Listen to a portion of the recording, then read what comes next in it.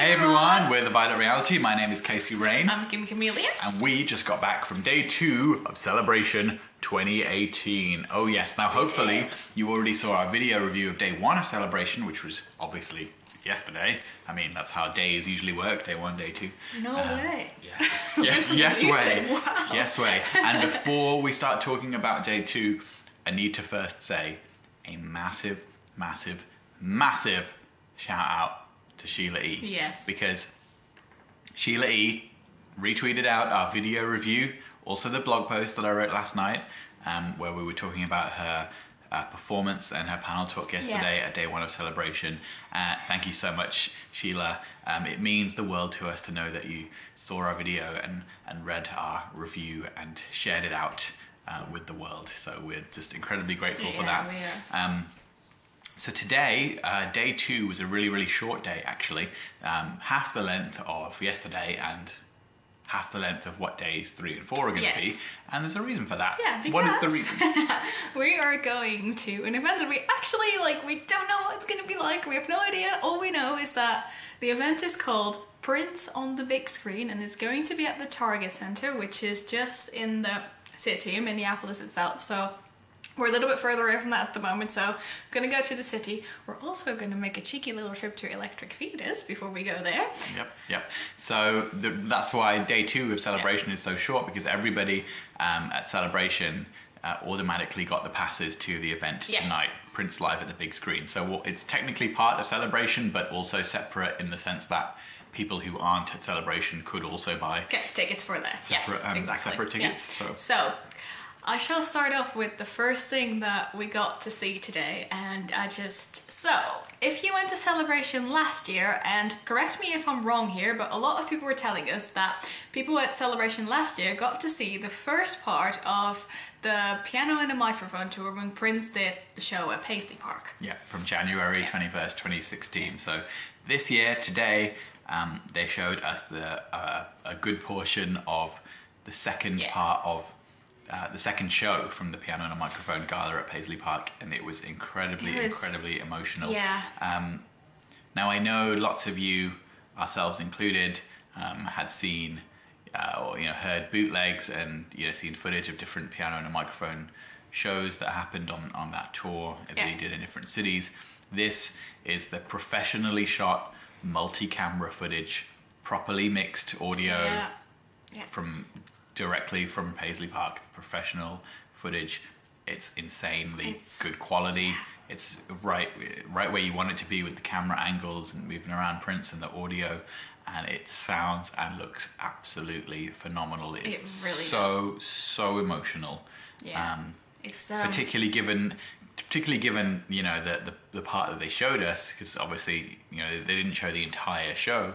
They showed us I guess about an hour. Yeah. Including things like How Come You Don't Call Me Anymore, The Ladder, and Sometimes It Snows in April, which was obviously the hardest part to sit through. It was so I think that for The Ladder and everything I've ever seen of Prince doing that song in shows before that or years earlier, it's this was the most soulful version and the most heartfelt version of The Ladder that I've ever heard him sing.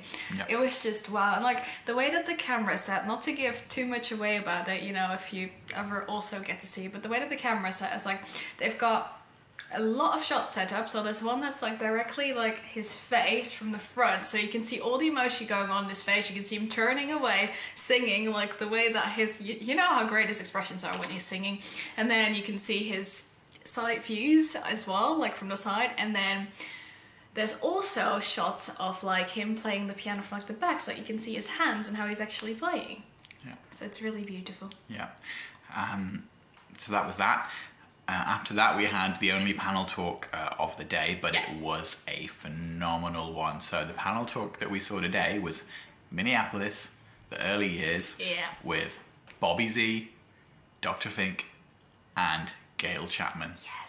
So specifically, they were discussing the early years, of course, because Gail was only in the band for a couple of years. By the time Dirty Mind came out, Lisa was in the band, Gail was gone. So we're talking about what it was like joining Prince's band and doing those early shows, like the Capri Theatre, the first professional performance they did, the Rick James Fire It Up tour. Yeah. So this is the time frame that we're talking about. So Bobby, Matt, and Gail, together reliving those memories from 77, 78, 79, talking about going on American Bandstand, the infamous Dick Clark performance where Prince didn't talk, didn't answer the questions, and he was just holding up his fingers. Dr. Fink said that Prince had a cold, and that was part of the reason behind it. Obviously other reasons, including Prince being Prince, is the main reason. Prince, I think that the greatest stories that they told for me was like they told us about the auditions that they had to do and how that came about, and how it's basically was just like a massive jam for the entire time that people were auditioning. Yeah. And it was just great. It was really great. We're not gonna ruin all the stories for you, because some people still have that panel talk to come, I think, depending on the way the schedule is arranged, because not everybody, other groups were doing the tour, which we're doing on Sunday in our group. Celebration is separated into multiple groups of people, and they all have a different schedule, but they'll all see the same things, but not in the same order, basically. I'm just saying that because I don't know if that's clear to anybody that isn't attending or doesn't know much about Celebration. So thought it was worth pointing that out. Anyway, after that happened, I think Paisley knew that the mood was probably still quite somber from seeing Piano and a Microphone. Definitely. So then they showed us more professional footage. And this was pro shot footage from Prince and Third Eye Girl in Montreal in 2015.